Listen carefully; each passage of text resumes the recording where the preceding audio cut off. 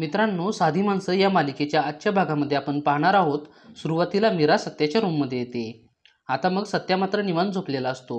मीराला सत्याने तिच्या आईला मदत केल्यामुळे फार आनंद झालेला असतो आणि ती सत्यावर फारच खुश असते. ती सत्याशी बोलत असते आणि सतत तिचा रागराग तो करत असल्यामुळे ती बोलते की माझ्याशी थोडंसं नॉर्मल वागत जा की. सतत काय रागराग करता माझा, जरा शहाण्या माणसासारखं हसून खेळून राहत जा की. सत्याने त्याच्या वडिलांच्या एका शब्दावर मागचा पुढचा विचार न करता मीराशी तो लग्न करण्यास तयार झालेला असतो. त्यामुळे मीराच्या मनामध्ये सत्याबद्दल प्रेमाची भावना तयार होते आणि ती सत्याला बोलत असते की तिने त्याला मनाने स्वीकारलं आहे.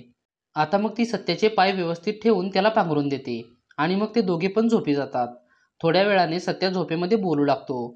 तो फारच घाबरलेला असतो आणि मला मारू नका असं बोलत असतो. त्याच्या या आवाजाने मीरा जागी होते आणि ती सत्याला शांत करण्याचा प्रयत्न करू लागते.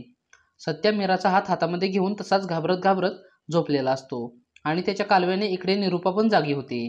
ती मग सत्याच्या वडिलांना बोलते की जा, तुमचा तो मुलगा बघा झोपेमध्ये काय करत आहे. आता मग सत्याचे वडील उठतात आणि सत्याच्या रूमकडे येतात. ते बाहेरून बघतात तर मग मीरा सत्याला सावरत असते आणि मग त्यांनी मीराला असं पाहिल्यावर त्यांना फारच आनंद होतो आणि त्यांचे मन भरून येते. आता मग सकाळी मीरा लवकर उठते आणि तयार होते. सकाळी सकाळी फ्रेश वातावरणामध्ये ती घरासमोर रांगोळी काढून देवपूजा वगैरे करून सर्वांसाठी छान असा नाश्ता तयार करते. सत्याचे वडील बाहेर येतात आणि मीराला बोलतात, मीरा तू आल्यापासून प्रत्येक दिवस घरी सण आहे असंच फील येत आहे. घराचं वातावरण अगदी सुंदर झालंय बघ. मीराने सकाळी सकाळी देवाची गाणी लावलेली असतात. त्या गाण्यांच्या आवाजाने निरूपा जागी होते. निरूपा बाहेर आल्यावर सत्याचे वडील तिला बोलतात की शुभ प्रभात. निरूपा पण गालातल्या गालात हसते. आता मग सत्याचा लहान भाऊ येतो आणि सगळेजण एकमेकांना गुड मॉर्निंग वगैरे बोलतात. सत्याचे वडील बोलतात की नाश्त्याला काय बनवलं आहे आज. मीराने कोणता तरी वेगळाच पदार्थ नाश्त्यासाठी बनवलेला असतो. आता मग मीराने काहीतरी वेगळे बनवले आहे हे ऐकून सत्याच्या वडिलांना आनंद होतो. पण निरूपा मात्र तिचं नाक मुरडते आणि मग सत्याचे वडील बोलत असतात की लहानपणी आम्ही हा पदार्थ फारच आवडीने खायचो, फारच चांगला असतो तो. पण निरूपा बोलते की मला नकोय तो पदार्थ, तुम्हीच खा. सत्याचे वडील मग मीराला सत्याला उठून आणायला सांगतात. पण मग निरूपा रागवते आणि बोलते की त्या सत्याला उठवायची काहीच गरज नाही, तू इथली सगळी कामे कर. मीरा बोलते की सगळी कामे झाली आहेत आणि साफसफाई पण झाली आहे. पण मग निरूपा बोलते की परत कर ना मग, इथे बघ किती कचरा पडलेला आहे. मला सगळं काम चकाचक लागतं.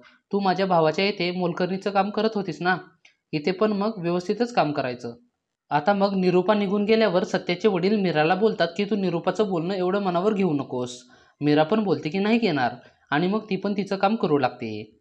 आता मग मीरा किचनमध्ये काम करत असते आणि ती मग विचार करत असते की काल सत्या असं का झोपेमध्ये बडबड करत असेल. इतक्यात सत्याचे वडील येतात आणि मग ते बोलतात की मीरा, तू निरूपाचं बोलणं मनावर घेतलंस का. मीरा बोलते की नाही, पण ते रात्री काल झोपेमध्ये फारच बडबडत होते आणि मला मारू नका असं बोलत होते. ते फारच घाबरले होते. आता मग इतक्यात निरूपा पण तिथे आलेली असते. ती मीराला बोलते की सत्या बोलत होता असं का, म्हणजे तुला त्याच्याबद्दल अजून काहीच माहीत नाही का. यांनी तुझ्या गळ्यामध्ये काय बांधलंय ना तुला माहीत आहे का. मीराला काहीच बोलणं समजत नसतं. ती बोलते की नेमकं तुम्हाला काय म्हणायचंय, मला काहीच कळत नाही. सत्याचे वडील लगेच विषय बदलू लागतात. पण निरूपा बोलते की तुम्ही काही विषय बदलू नका.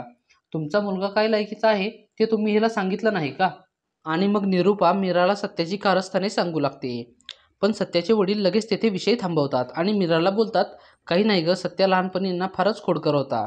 तो शांत असा बसतच नसायचा. ते मग लगेच मीराला बोलतात की जा तू सत्याला बोलून आण पटकन. आता मग मीरा निघून गेल्यावर ते निरूपाला बोलतात, अगं नवीन लग्न झालं आहे त्यांचं, तुझी सून आहे आता ती, तू का तुझ्या पोराच्या संसारामध्ये विष कालवत आहेस. निरूपा बोलते की तो माझा मुलगा नाही आणि ही पनवती त्याने आणली आहे ना, ती माझी सून नाही. आता मग इकडे मीरा सत्याला बोलवायला आलेली असते आणि मग सत्य मात्र उठलेला असतो. मीरा मग खाटेवरील अंथरुणाच्या खड्या घालू लागते. इतक्यात सत्य येतो आणि तिला बोलतो की काय करतेस तू इथे. मीरा बोलते की दिसत नाही का, फुले विकत आहे.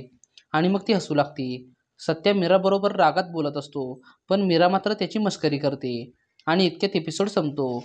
मित्रांनो, आता पुढील भाग हा फारच मनोरंजक होणार आहे. पुढील भाग पाहण्यासाठी व्हिडिओला लाईक करा आणि चॅनेलला सबस्क्राईब करायला विसरू नका. धन्यवाद.